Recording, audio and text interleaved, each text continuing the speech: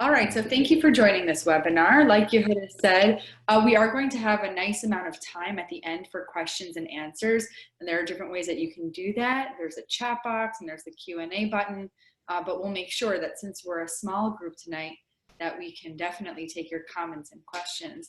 And we're going to begin with a question that is very basic, a question that we often forget to ask. And that is the question of how did it happen that Hanukkah became a global holiday for all Jews? How did it catch on? And Hanukkah essentially is very different from other holidays because other holidays are stories about the salvation of all the Israelites, like with Pesach, or all of the Judeans, or all of the Jews. So even with Purim, the story is a story about Jews whose lives are at stake throughout the Persian Empire, throughout the 120 provinces of Persia. And when we think about the holidays along the calendrical cycle, the calendrical year, we're talking about events that happen to the Jewish people. Either they're concentrated in the land of Israel at a time when the majority of Jews are living in Israel, or they're happening at an earlier period to all of the Israelites. But Hanukkah is very strange because Hanukkah takes place in 175 to 164 BCE, at a time when the vast majority of Jews are not living in the land of Israel. These Jews are living in eastern regions. Some of them are living in Persia, and that is why we have a Babylonian Talmud, essentially, because we have this ancient community of Jews in eastern regions of the Persian and then the Hellenistic Empire who never leave, even when the Babylonian exile ends. They stay for centuries, even millennia, actually. The Persian community is a very ancient community. And we have Jews in Alexandria. Scholars estimate that we have perhaps 1 million Jews in Hellenistic Egypt. We have Jews, at least tens of thousands of Jews in the region of Antioch in modern-day Turkey, Jews in Rome. And so by the time that we are in the height of the Hellenistic Empire in the 2nd century BCE, of course there are Jews in the land of Israel, probably a couple 100,000 Jews, but the majority of Jews are not living there. So how did it come to be that the story of Hanukkah, which is essentially the story of a regional clash, how did it come to resonate so rapidly with Jews worldwide? We know that the 1st century CE historian Josephus, in his Antiquities of the Jews, which is written in the 90 CE, talks about Hanukkah. People don't realize this. They think, oh, well, we have the books of the Maccabees, which is late 2nd century BCE, and then we have the rabbinic sources. But actually, Josephus does speak about the holiday of Hanukkah in Antiquities of the Jews. He wrote this work in the mid to late 90s CE from Rome, and he talks about Hanukkah as if it were an ancient holiday, which means that by the 1st century CE, for sure in Rome, and Josephus indicates everywhere that there are Jews, this is a holiday that is being celebrated and has been for many, many years. And so if that's the case in the 1st century CE, we could assume that pretty quickly Hanukkah catches on as an annual holiday globally. So what is it about Hanukkah that resonates so profoundly? So what we're going to do is look at some ancient sources about Hanukkah and talk about a transition from accounts that speak about Hanukkah as a local regional clash, centering on the tension between the Syrian Greeks and the Judeans, and the transition from that to the depiction of a cultural clash, a clash between Hellenism and Judaism that is not limited to what is happening in the land of Israel, but it is a clash between peoples, and it is imminent and unavoidable. And we're going to begin with this text, One Maccabees. One Maccabees is preserved in the Apocrypha. You can find it in any New Revised Standard Version, NRSV. This version of the Bible, the New Revised Standard Version of the Bible is, I'm going to say the Old Testament, and then I'll explain why I say that and not the Hebrew Bible. It's the Old Testament, the Apocrypha, and the New Testament. And all of that put together is scriptural for the Catholics. The reason why I say Old Testament and not Hebrew Bible is because the Old Testament has a different order to the books. In the Christian tradition, the books of the prophets and the writings, the Nevi'im and the Ketuvim, are ordered differently, and the end of the Old Testament is the end of the book of the 12 with Malachi. And so it's a different order, and that order has theological significance because the end of Malachi envisions the coming of Elijah, which segues into the coming of Jesus. And then we have these 15 books of the Apocrypha, which are not scriptural in the Jewish tradition, but like I said, they are canonical. Now, One Maccabees is part of the Apocrypha, part of these 15 books that are preserved in the Catholic tradition. So we are not going to read this book as scriptural, but we are going to read it as very significant historically, because this is the only eyewitness account that we have of the Hanukkah conflict. There are actually 4 books of the Maccabees preserved in the Apocrypha.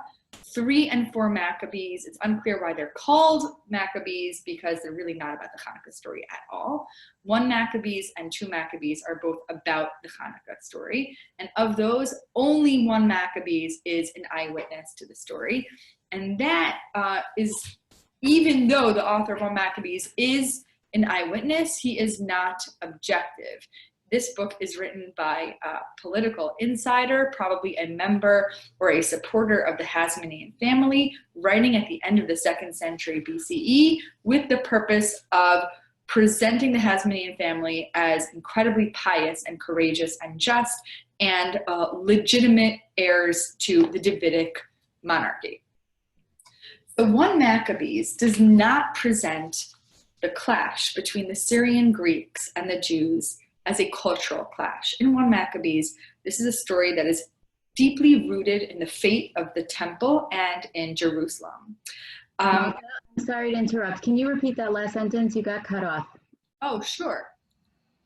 So 1 Maccabees does not present the conflict between the Syrian Greeks and the Jews of the land of Israel as a cultural clash. It's not about Judaism versus Hellenism. It's about a local war. So to back up and just give you some information here, the Jews of Judea have been living under Hellenism since 323 BCE. And this story of the Hasmonean rebellion begins in 175 BCE. That means we have 150 years of the Jews in the land of Israel living under Hellenism in peace. And that already tells us something. It tells us that this was not necessarily a cultural clash because the Jews are living under Hellenism without a war, essentially, for 150 years. So what's happening from 323 to 175 BCE? When Alexander the Great dies in 323 BCE, his empire split up into 3 main parts. North Africa is Ptolemaic Hellenistic Egypt. The Ptolemies get North Africa. The Seleucids get the northern regions to the north of the land of Israel, and the Antiochids get the eastern regions in Asia. And most of the time, between 323 and 175 BCE, the Jews of the land of Israel are living under Ptolemaic rule, and that's very peaceful. The Ptolemies allow the Jews to worship in their temple, to observe their ancestral law. Most of the time, things are fine, except that the Syrian Greeks in the north, the Seleucids, want the territory of Judea. And they want it because it's right in the middle of the Hellenistic world. And it is a trade route, and it is very desirable land because it connects all the little empires. So the Seleucids in the north go to war with the Ptolemies in the north of Egypt. And in 200 BCE, around, Judea falls under Seleucid rule. And that's when the problems begin. Because beginning with Antiochus III, Antiochus III says, why have all these exceptions been made so that the Jews have not been forced to observe Hellenistic lifestyle? Why are the Jews exempt from going to the festival of Dionysus, from participating in our public festivals, because there is no separation between public life and religious life at this time. And Antiochus III, his son is Antiochus IV Epiphanes, and he's the one in 175 BC who says, we're done with these exemptions. The Jews have to be forced to abandon their ancestral law. Sorry, what did you say? You were done with the exemptions? Yeah, I don't know what's going on with that. Should I just speak louder? No, I think that the internet connection might be cutting out a little piece here and there. Okay. I'm not sure why. It looks like I have good Wi-Fi, but if it keeps happening, I can move. Okay. Okay.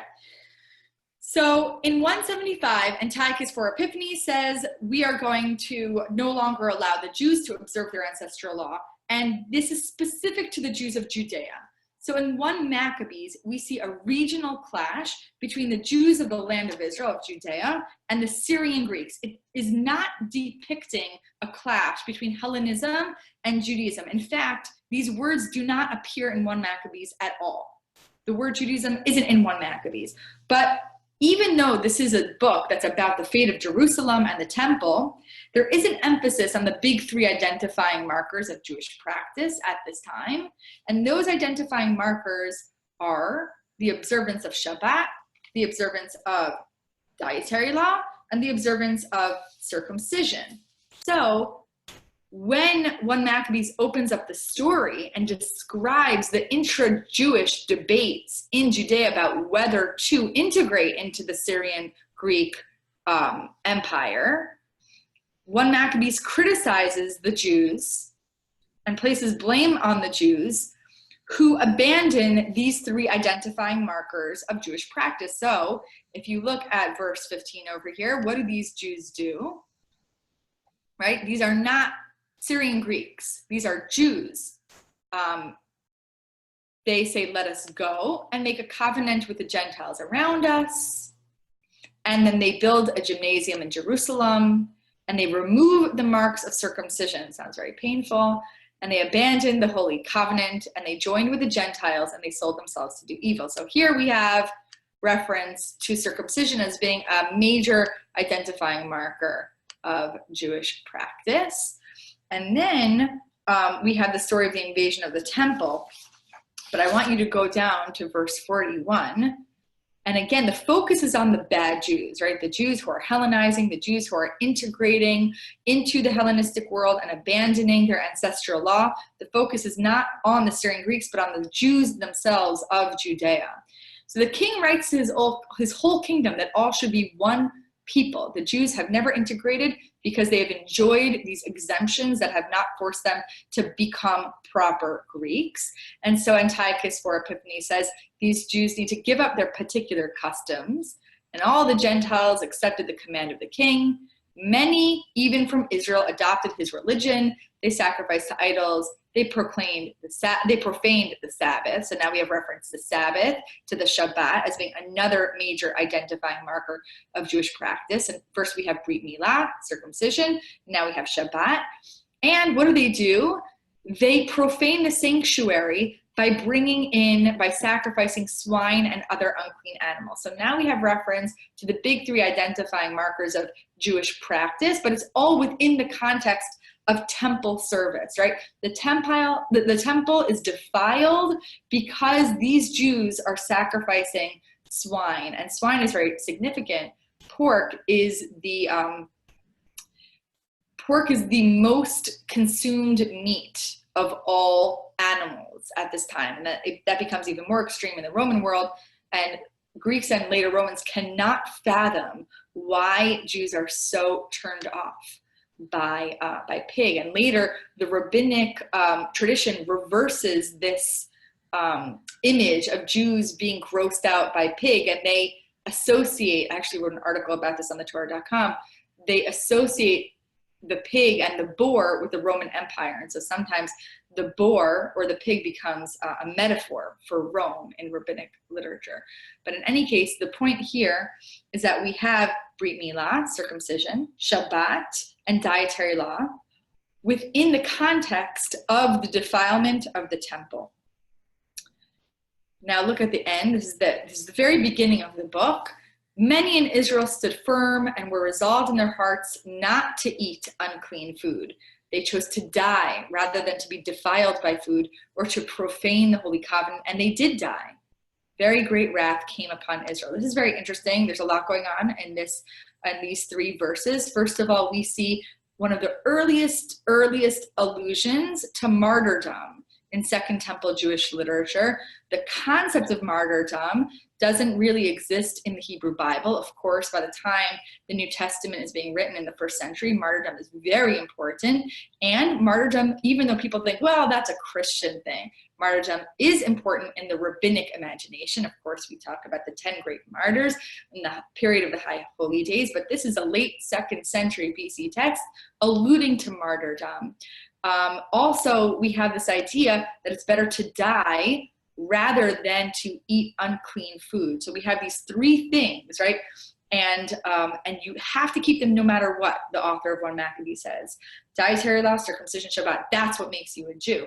Now, he's rooting this in the temple, but it doesn't have to be. These are things that anyone, anywhere can observe.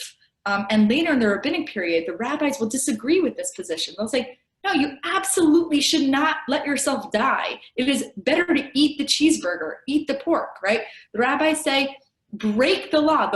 There are 3 other things that you cannot do, right? You cannot murder. There are 3 other things, right? You can't have inappropriate sexual relations. But when it comes to these things, the Shabbat, circumcision, dietary law, the rabbis will say in the 2nd century CE, no, of course you could do those things if it means that you can save your life. But what's interesting about this text is that a lot of these debates are still open. That's why I love the Second Temple period, because there's so many live debates. We don't have a normative system yet where the rabbis say, okay, here's how it is, and then somehow this community of rabbis in the land of Israel and in Babylonia create this normative religion that spreads. But right now we have these open debates, and one of these debates centers on, well, do we have a concept of martyrdom? And what laws will we commit to so much that we will embrace this idea? And so One Maccabees, in this sense, is not proto-rabbinic at all, because look at what he's saying about all these wonderful Jews who said, I would rather die than eat swine. And of course, this comes to a head in the story in 2 Maccabees chapter 7 with the mother of the 7 sons who encourages and begs her sons to have themselves martyred rather than eat pork. Okay, so 1 Maccabees does make reference to the 3 main identifying markers of Jewish practice, but it's very rooted in this regional clash. Now, 2 Maccabees, which is one of my most favorite books of the entire Second Temple period, takes the big 3 identifying markers, Shabbat, dietary law, and circumcision, and turns these issues into a global cause. And 2 Maccabees is also written at the end of the 2nd century BCE, but not by an eyewitness, by a Jew living in North Africa in modern-day Libya in a place called Cyrene. This Jew probably was never in the land of Israel, hears about the story, maybe read 1 Maccabees, and is incredibly inspired and actively interprets this story as a story of 2 opposing religions, 2 opposing cultures. And this is the earliest book to use the Greek word Judaism. The earliest book. We do not have the word Judaism in the Hebrew Bible. We do not have the word Judaism in 1 Maccabees or in any other book that precedes this book. In fact, Judaism is a very, very rare word in Second Temple Jewish literature. It only appears in 2 Maccabees and 4 Maccabees, which probably uses 2 Maccabees and gets the word from 2 Maccabees. So that's actually kind of shocking when you think about the fact that we don't have this word, and scholars debate, well, does this mean that there was no Jewish religion? Daniel Boyarin, I don't know if you've read his work on this, takes an extreme approach and says, well, there really wasn't a fleshed out notion of Jewish religion until the Christians in their adversus Judaeos, in their anti-Jewish literature, by kind of creating their separate religion, they prop up this false category of Judaism in the 3rd or 4th century that ends up infiltrating back into the Jewish community. Now, I don't, that's not my approach. And I think that this hinges on something philological. Can a concept exist before the word exists? And that's a very lofty question, and it's for a different lecture. And actually, if you have something that you want to say about that, we can absolutely discuss it in the Q&A. All I'm going to say here is that I do think that there is what we would call today a Judaism, but the fact that 2 Maccabees uses this very rare or maybe non-existent word in the 2nd century BCE says something about its very creative theology. For 2 Maccabees, this is a story about Jerusalem, and it's a story about the temple, absolutely, but it's a story about an imminent and unavoidable clash between Judaism and Hellenism, and that is not in 1 Maccabees. And 2 Maccabees, even though it's not written by anyone who is in the land of Israel or is an eyewitness, 2 Maccabees is way more influential in terms of how we celebrate Hanukkah today, I think, than 1 Maccabees, because how do we learn about Hanukkah? How do we teach our children about Hanukkah when they're small? We teach them that, in every generation, all of whoever they are try to kill us, and we teach them that this is a story about Judaism surviving, right? And all the Greeks trying to destroy all the Jews, and this comes from 2 Maccabees. So let's look at it.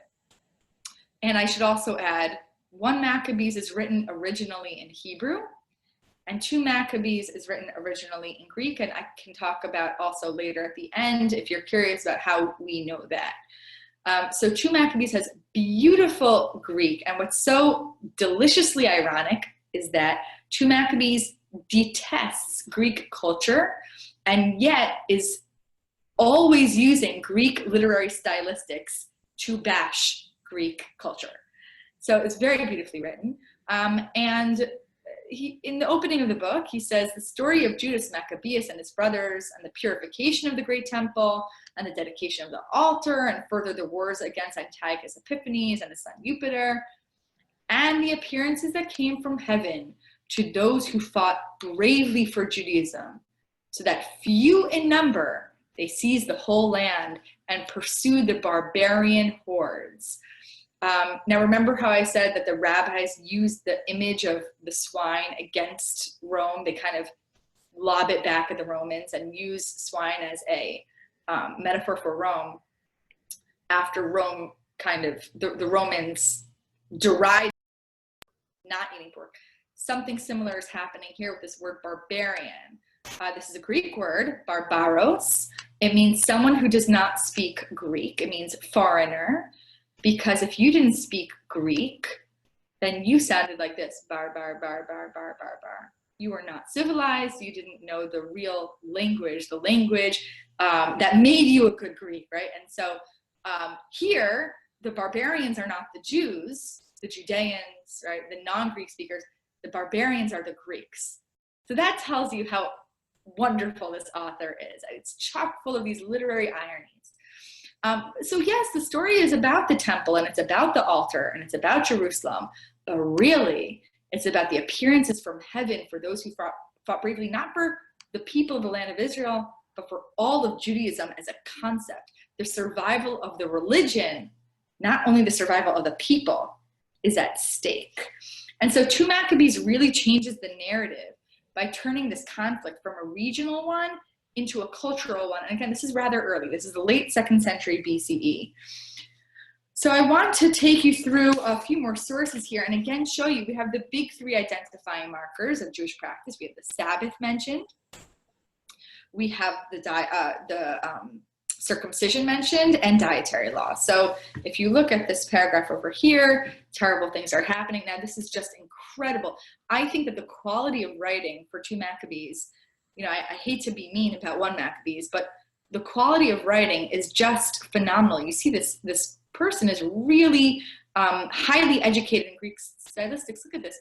Harsh and utterly grievous was the onslaught of evil, for the temple was filled with debauchery and reveling by the Gentiles who dallied with prostitutes and had intercourse. Oh my, that's quite vivid. And besides, brought in things for sacrifice that were unfit. People could neither keep the Sabbath, right, Shabbat, nor observe the festivals, nor so much as confess themselves to be Jews. And so here we have reference to Shabbat. People have to hide their identity as Jews. And we saw that in 1 Maccabees too, where Jews are reversing the signs of circumcision in very complicated and often deadly surgery. There's a word for it in Greek when you get the surgery, but I don't remember what the word is. And then look at the reference here about circumcision. Also, the Greek stylistics here are interesting because on the one hand, we're talking about extreme religious piety, but doing so in a way that's almost kind of sexually titillating. So look at this. At the suggestion of the people, blah, blah, blah. At the suggestion of the people of Ptolemais, a decree was issued to the neighboring Greek cities that they should adopt the same policy towards the Jews and make them partake of them. So there's this initiative among the Greeks that the Jews should not be exempt from all of the public sacrifices, and that those Jews who refused to partake should be killed. One could see, therefore, the misery that had come upon them. For example, 2 women were brought in for having circumcised their children. They publicly paraded them around the city with their babies hanging at their breasts and then hurled them headlong from the wall. Others who had assembled in the caves nearby in order to observe the 7th day, Shabbat, secretly, were betrayed and burned. So now we have reference to Shabbat, we have reference to circumcision in this retching, this awful story about these women who are murdered with their babies for circumcising them. And so where he got the story, I don't know, but he's really going for the jugular here. I mean, the pathos, the drama is really at a height over in this passage. But what's phenomenal is that, and this is kind of right in the middle of the book, it's leading up to the climax of the book. It's 2 Maccabees 2 Maccabees 6. The climax is 2 Maccabees 7, which is not on the source sheet, but that's the story of the mother with the 7 sons, whom the rabbis named Hannah. She is not named Hannah in 2 Maccabees. But this is phenomenal. 2 Maccabees offers us a theology of Jewish suffering. Now, we do not see any theology in 1 Maccabees. 1 Maccabees is written to legitimize the Hasmonean family. Look at this theology. Now, you might be feeling sad, the author of 2 Maccabees says. Do you see this? Now, I urge those who read this book not to be depressed by such calamities, but to recognize that these punishments were designed not to destroy, but to discipline. In fact, it is a sign of great kindness not to let the impious alone for long, but to punish them immediately. So if you think that our suffering is a sign of divine rejection, and this becomes very important in the rabbinic period, when the Christians say Jewish suffering means the covenant with the Jews is broken. But even before the rise of Christianity, the Jews say, no, our suffering has nothing to do with the broken covenant. It's actually a sign of love. For in the case of the other nations, the Lord waits patiently to punish them until they have reached the full measure of their sins. But he does not deal in this way with us. So he doesn't wait for us to get so bad that the punishment is horrible and debilitating and permanently damaging. In order that God should not take vengeance on us afterwards when our sins have reached their height. Therefore, God never withdraws his mercy from us. Although he disciplines us with calamities, he does not forsake his own people. Let what we have said serve as a reminder. We must go on briefly with the story. And I like how there are all these interludes in the book where he says, I'm talking too much. I need to get back on track. It happens also earlier in chapter 2. He says, all right, I'm giving a whole introduction. I'm talking too much. Here's the story. So it's very fun when you see these little autobiographical tidbits. But the point here is that there is a theology here, and it's not a theology of the land of Israel, of the fate of Judeans, but this is about all people, and everyone who is Jewish, wherever they live, has an active stake in the story. And this is the approach that becomes incredibly influential when we get to the rabbinic period and we start to really think about Hanukkah in a rabbinic framework. I want to show you one more source from 2 Maccabees before we move on. And that is 2 Maccabees 8, right after the martyrdom of the mother and her 7 sons. This is really interesting. Judas, who's also called Maccabeus, and his companions secretly entered villages and summoned their kindred and enlisted those who had continued in the Jewish faith. Anti-Judaism. So Judaism is really the word. It says in the Jewish faith, but the Greek word again is Judaism. Again, this is not a word that appears anywhere else in the 2nd century BCE or earlier. And he gathers about 6,000. They pray. There's a lot of prayer in 2 Maccabees. But the point again is that this is a story about anyone who identifies with Judaism, and that all Jews can identify with Judaism, because to be a Jew means to keep Shabbat, to observe dietary law, and to observe circumcision. And if someone, or an empire, a king, an individual, a community is going to threaten that, then every Jew is threatened. Now, there's another book in the 2nd century BC that's contemporaneous with 1 and 2 Maccabees, and that's the Book of Judith. Now, the Book of Judith is very, very often confused and misread. Judith, in the early medieval period, quite late, is associated with the story of Hanukkah. And I think that she's associated with the story of Hanukkah correctly, but she's associated with the story of Hanukkah for all the wrong reasons. She becomes, I don't know, I don't know why this tradition about Judith is as dominant as it is, because it's not ancient. But we have stories about Judith feeding Holofernes dairy, right? And that's why we have dairy food. And there are all these stories circulating in the medieval period. I think the reason why Judith is associated with Hanukkah is much more simple than what she feeds Holofernes or the scene of her seduction. I think the fact is, the Book of Judith, which is contemporary with the Book of Maccabees, of 1 Maccabees and 2 Maccabees, it's a satirical version of the story of Hanukkah. By which I mean, you have an individual who takes on an enemy community, Holofernes, defeats them, not through numbers, not through military strength, but through piety and cleverness and faith in God. And what is Judith's name in Hebrew?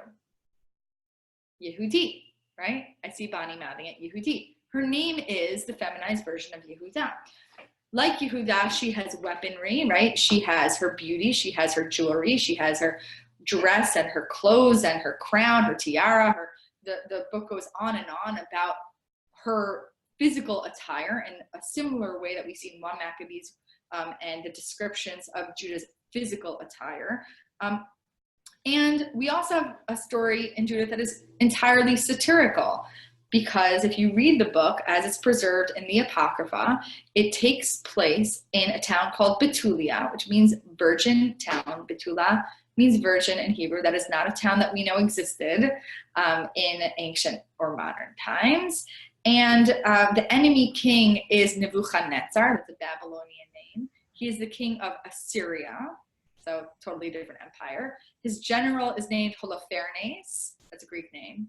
And so I think we do a disservice to our understanding of the book when we read it literally. I think that we are meant to read it satirically as a subversive book that applauds the Hasmonean rebellion at a time when it would have been very dangerous to do so. And so with that backdrop, look at how, if Judith is, I think, the satirical version of Judah, look at how she's described. Again, we have an emphasis on the big 3 identifying markers of Jewish practice. And if you look at how Judith is introduced, by the way, in 1 Maccabees chapter 8, we have a description of Judah, and we have a description of Judith in Judith chapter 8. Okay, so when Judith's husband dies, she's very, very pious. They bury her husband is named Menashe. They bury Menashe with his ancestors. She remains a widow for 3 years. She sets up a roof for herself. She sets up a tent for herself on the roof of her house. So she's not even living. She's very wealthy, but she doesn't live in the comforts of her villa. She lives in a tent that's very ascetic. She doesn't participate in material pleasures.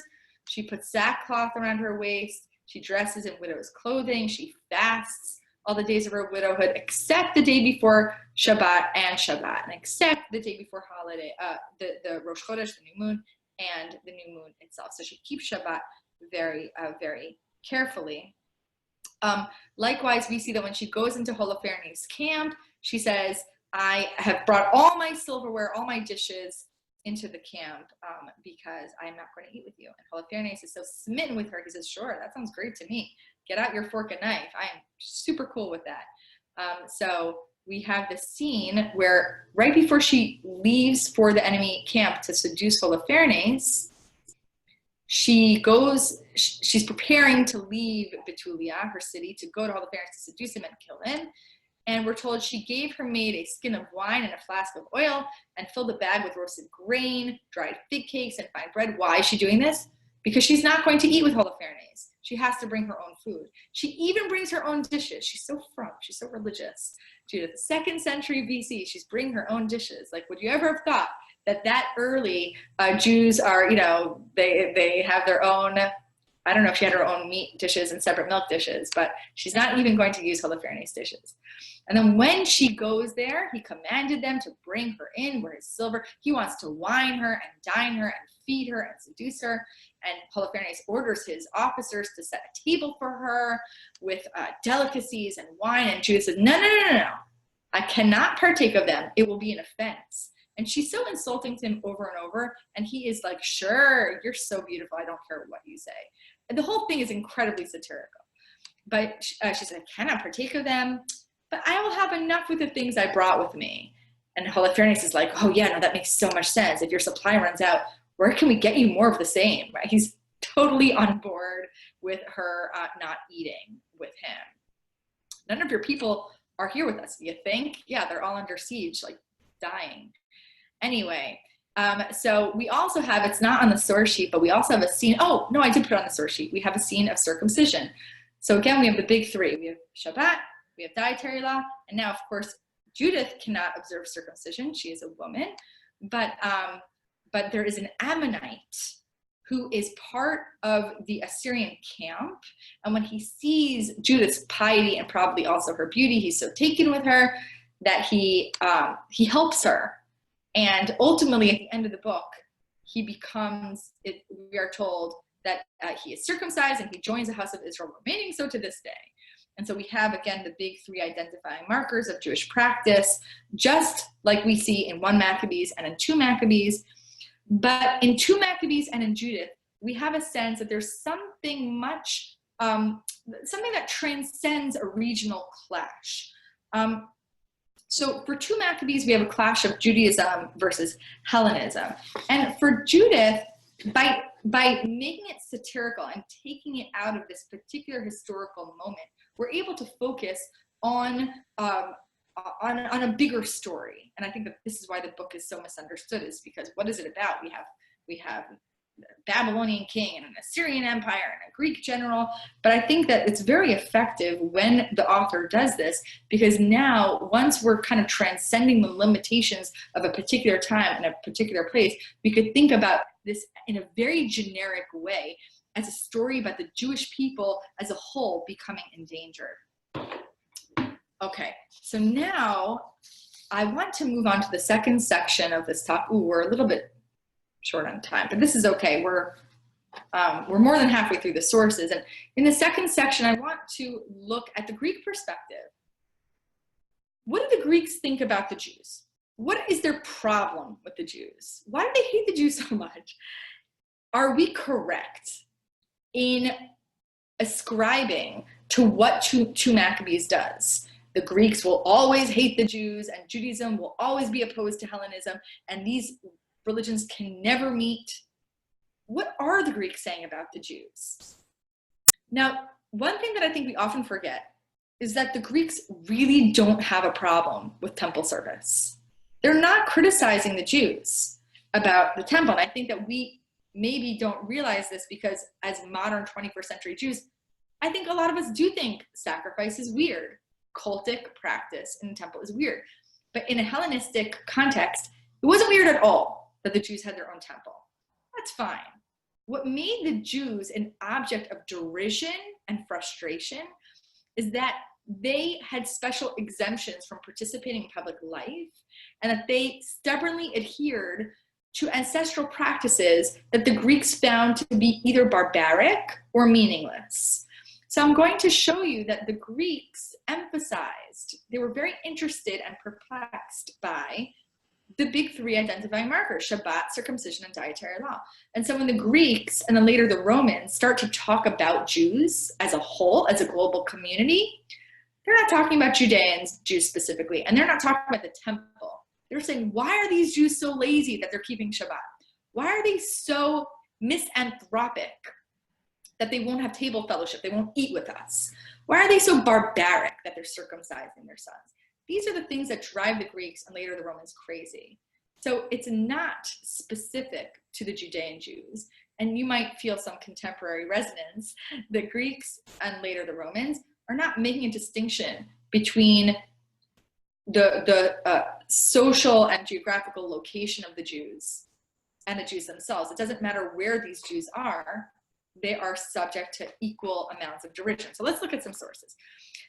So Strabo is a 1st century BCE Greek-speaking historian cited by Josephus. Josephus writes the first systematic defense of the Jewish religion, and it is called Against Apion, because Apion is one of the worst anti-Semites. I don't like the word anti-Semites, but anti-Jewish people writing the 1st century BC. So Josephus writes a book to rebut what Apion is saying about the Jews, but Josephus cites many, many other Greek and Roman intellectuals and argues with them. And one of the interesting little tidbits that he cites is from Strabo. Now, Strabo is not nearly as negative about the Jews as others, but he does offer some interesting evidence about circumcision. So Josephus tells us that when Strabo talks about Aristobulus I, who is a Hasmonean king at the end of the 2nd century BCE, he's the father of, you might have heard, Alexander Jannaeus, you might have heard of him,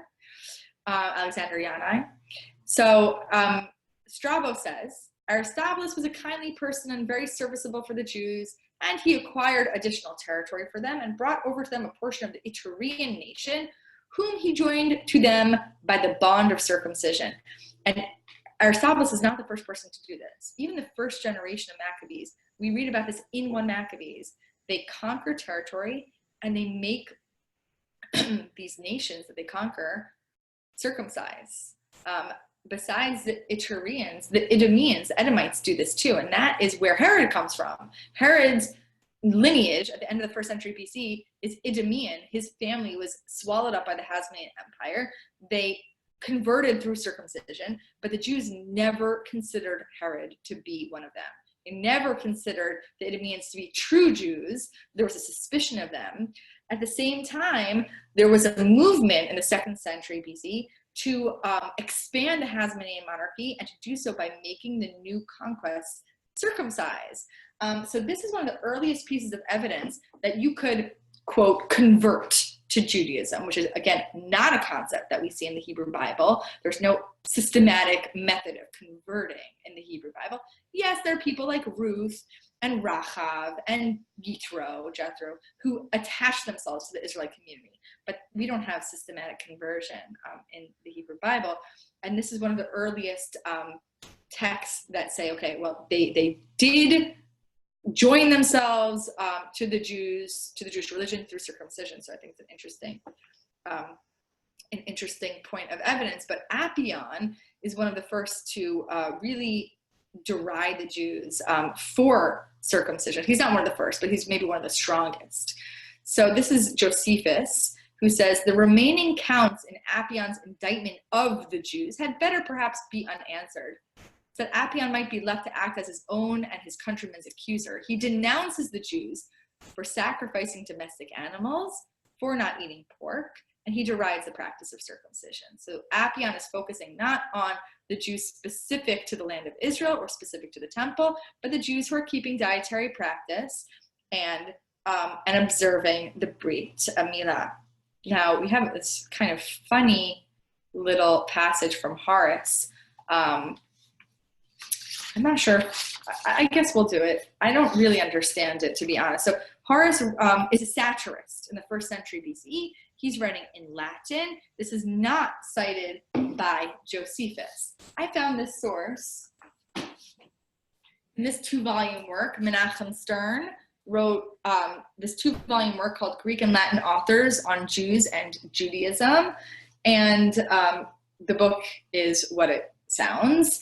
Menachem Stern cited hundreds and hundreds of Greek and Latin writers from the 5th century BC all the way through the 3rd or 4th century CE.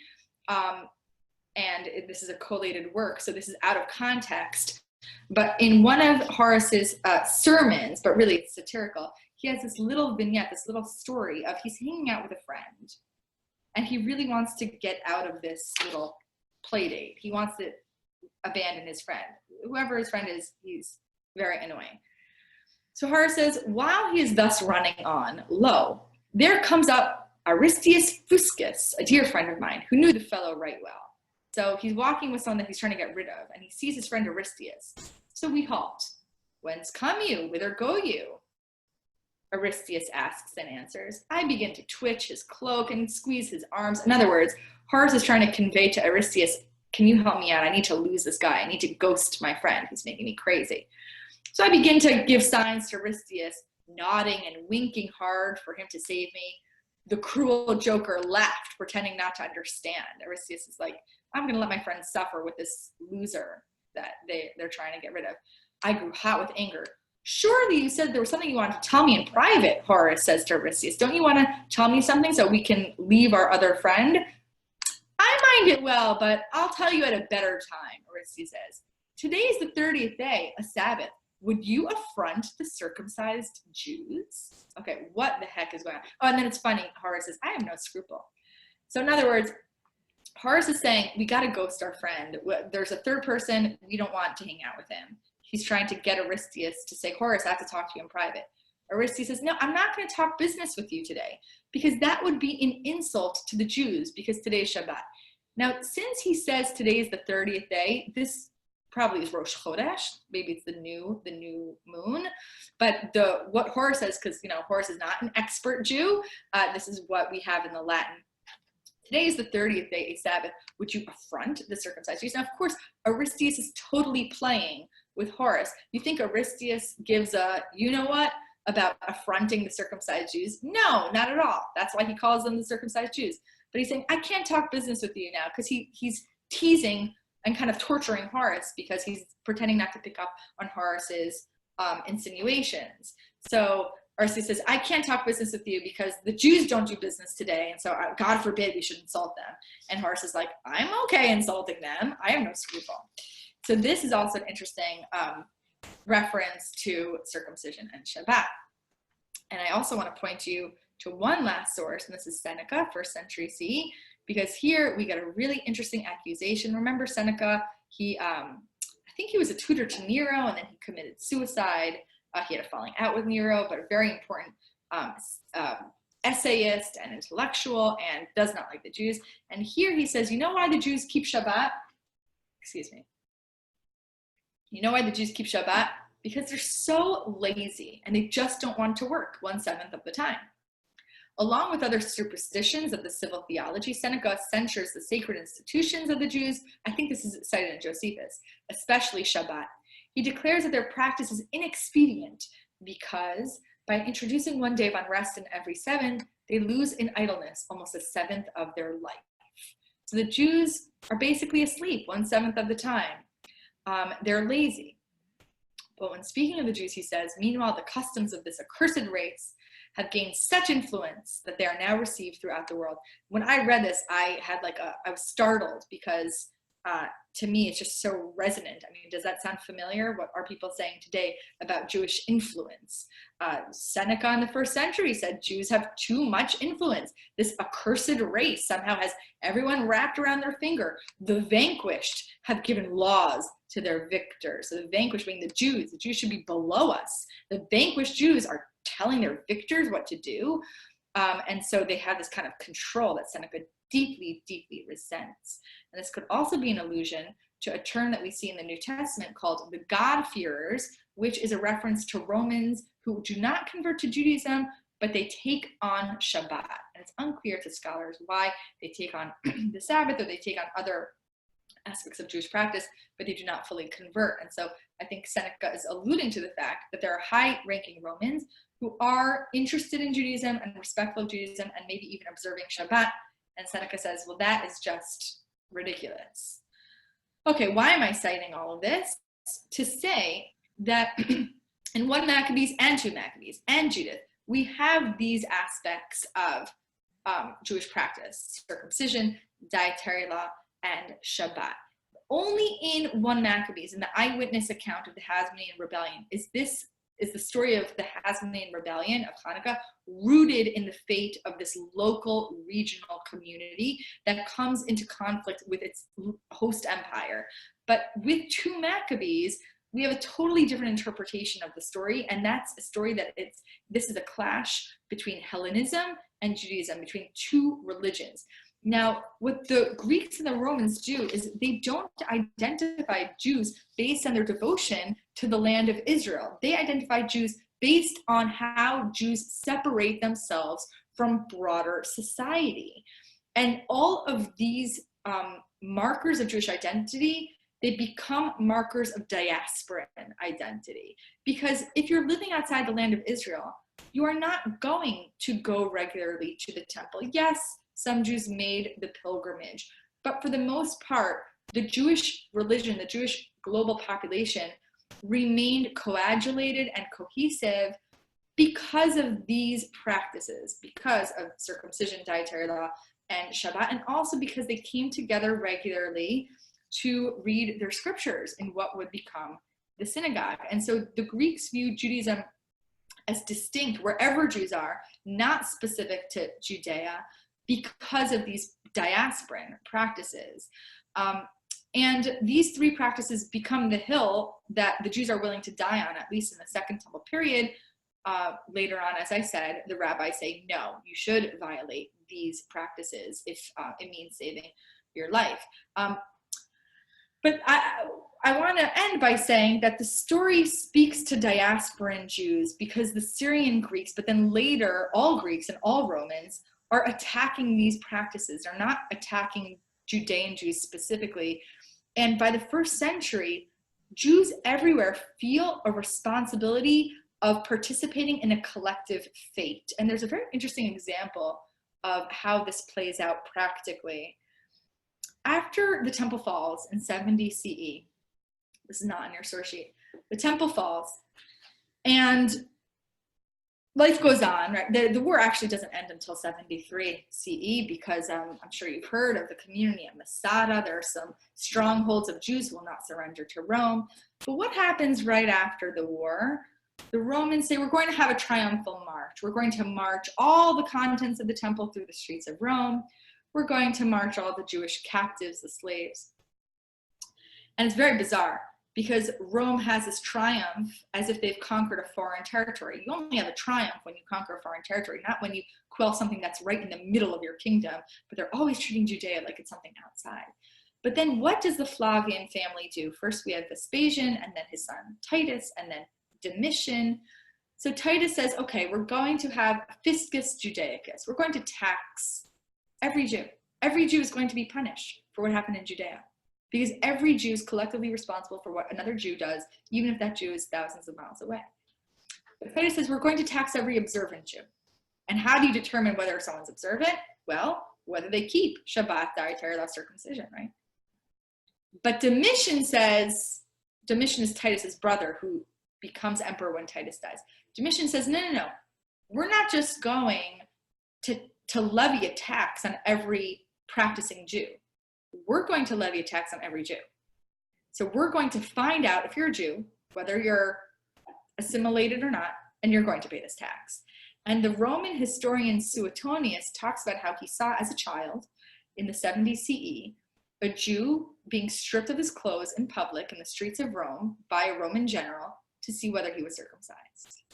So it's a horrific image, and I think it's also an image, again, that resonates with other horrific images from more recent times. But can you imagine in the streets of Rome being stripped of your clothes because whether you're practicing now as a Jew or not, if you are circumcised because your parents circumcised you when you were a little baby, you are considered Jewish. And so this, what the Greeks and later the Romans do to the Jews, and I think in this sense, Daniel Boyarin is right. He says the Christians do this to Jews, but I think it's even the Romans, by treating the Jews as a population of Jews that can be fully observant or fully identified as Jews, whether or not they're in Judea, whether or not they're connected to Jerusalem and its temple, whether or not they're loyal to the leadership of the priests.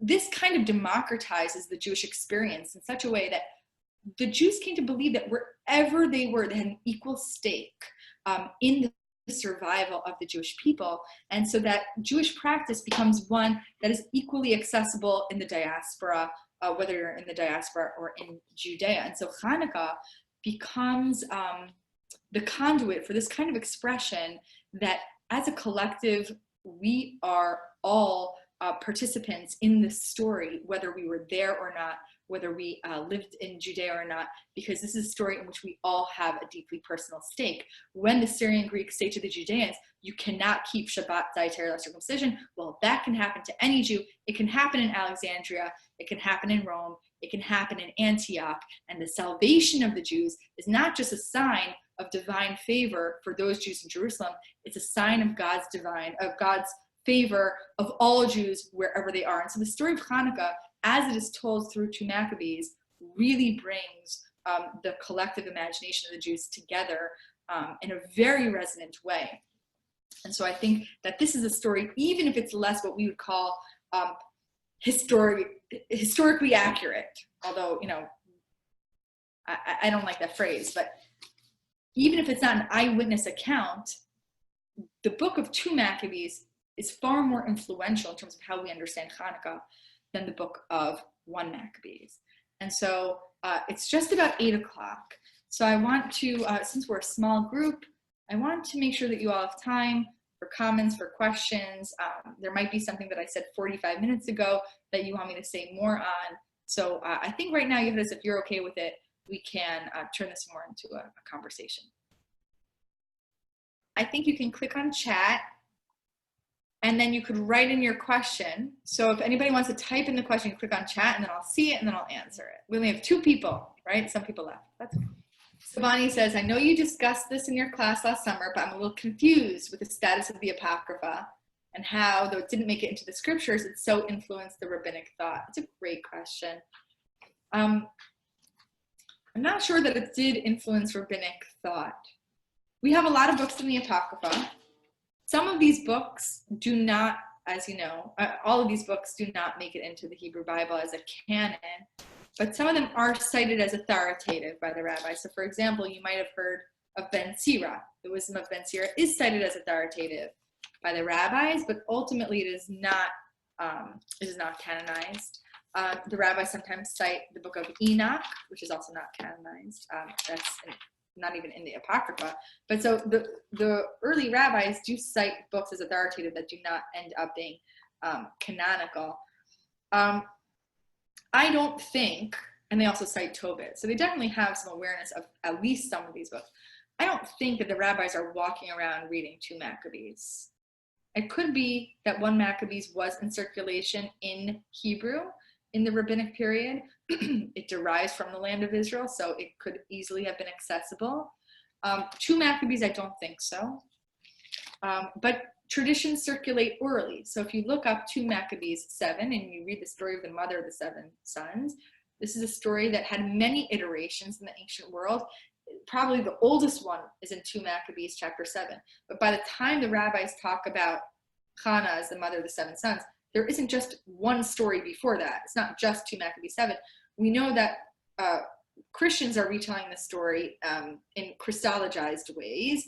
And so these traditions circulate and they evolve and they're written down in different various forms.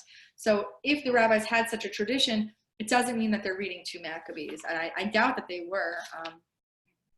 You know, this is a diasporan book written in very high level Greek. So I would assume that they're not reading this book. Yeah, so I wouldn't say as a whole that they're influenced by the Apocrypha, but there are parts of the Apocrypha that the rabbis have access to, particularly those books that are originally written in Hebrew, like Ben Sira, like 1 Maccabees. Oh, I'm specifically referring to the discussion of martyrdom. So did my answer help you? Okay, right, because, well, but the thing is, right, with martyrdom, the rabbis do take a different approach.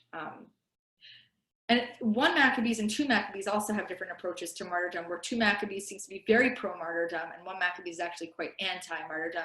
And 1 Maccabee says you have to break Shabbat and pick up arms. You have to, because there were Jews who were being massacred on the Sabbath because they wouldn't fight on the Sabbath. And Judah in 1 Maccabees says, no, violate the Sabbath. Don't let yourself be a martyr. So 1 Maccabees, martyrdom is not a good thing. 2 Maccabees, it's like the best thing you could possibly do.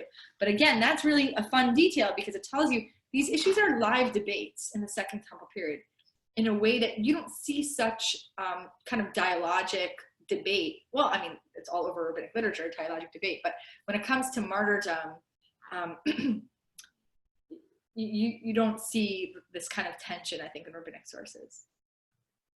Where do you think that shift happened, or why that shift happened from martyrdom being like the thing that you would want to do versus something that you would never want to do, and then, it's like the Holy Grail? Yeah. No, I don't know. I mean, overall, I would say the rabbis say avoid martyrdom unless you don't seek it out, I think, in general. Of course, you should choose to die rather than do these horrible things like murder. But in general, I don't view, and again, it's very hard to say the rabbi's X, the rabbi's Y, because generalizations like that usually don't work. But I think in general, this is part of a rabbinic theology. This is what Reuven Kimmelman calls the rabbinic theology of the physical, to really be grounded in a system of halakha that allows you to thrive in the physical world rather than be so withdrawn from the physical world, which is what many Christians are doing, and kind of living such an ascetic life that the physical world becomes an oppositional binary to the spiritual world. The rabbis don't do that. So it could be a response to Christianity and emphasis on martyrdom, but I don't know. Binaries are always problematic. So. Can I ask another question? You had mentioned before that there are three the three things that the Jews were being singled out for pretty much throughout the sources was circumcision and Shabbat and kosher. When did it sounds to me like it's much more social, and so when did it shift to like religious, where they're destroying the temple, they're basically looking at Jews as a religion as opposed to a culturally different group? Yeah, that's a really interesting question. I mean, I don't know that when we look at what the Greeks and the Romans are saying about the Jews, I'm not saying that the highest intellectual Greek and Roman communities are infatuated with the Jews, but their issues are less theological than when you enter into the early Christian period. And the adversos Judaeos literature that you get from the church fathers in the 2nd, 3rd, and 4th centuries is really, really something new, I think. So what do the Greeks have to say about the Jews? Well, the Jews are, like you said, antisocial, misanthropic, anti-human. That's what the word means. You got cut off. The Jews are what? It might be my internet. I'm not sure. Okay. Misanthropic. They're anti-people because they're not participants in public life. And these special exemptions create incredible resentment. Why don't you want to be a good Greek? Why don't you want to be a fully integrated Roman? Why must you be so antisocial? Now, whereas in Greek literature, you see this term misanthropia kind of thrown around a lot when it comes to the Jews. In Latin Roman literature, you see superstitio. So the Romans have the legitimate religio, they have the legitimate religion, and Jews have the superstition. So the Jews are, but again, I think it has to do with their separating themselves to do things that seem very antiquated and irrational to the Greeks and the Romans. And then with the rise of early Christianity, and I think starting with Justin Martyr and later church fathers, the theological vitriol becomes just really, really elevated. Again, in a way, I think you're right. I think it's not really comparable. And again, there is no love fest. You know, the Greeks and the Romans write very not nice things about the Jews, but it's mostly about their antisocial behavior. Yeah. Thanks. And I'll add to that the whole early Christian theology is kind of anti-temple in a way that the Romans aren't. right? Because the Christians say that Jesus is a replacement. Right, temple service is no longer necessary as long as it's through Christ. So that's not just a rejection of the Jewish people, that's a rejection of Roman life. Yeah. Thank you. Thank you. Thanks for participating in this webinar. And we had a little group tonight, but hopefully many will listen to the recording. I hope so too. I don't know if anybody else has any other questions, but if you would like to sign off, we can sign off now, and I'll make sure to send the recording link to everybody who signed up for the webinar, so you can look at it another time. Or yeah, if anybody wants me to send them the source sheet, I'm very happy to. That would be great, actually. If you could send it to me, that'd be awesome. Oh, yeah, sure, I'll send it to you. Great, I'm happy to do that. Thanks. And then I can send it, when we post it online, I can make sure to include it in the emails or include it on the website. Perfect. Okay. Perfect. Well, happy wonderful Hanukkah, everybody. Yeah, thank you. And thank you for coming out. Thank you for giving a lecture so late at night.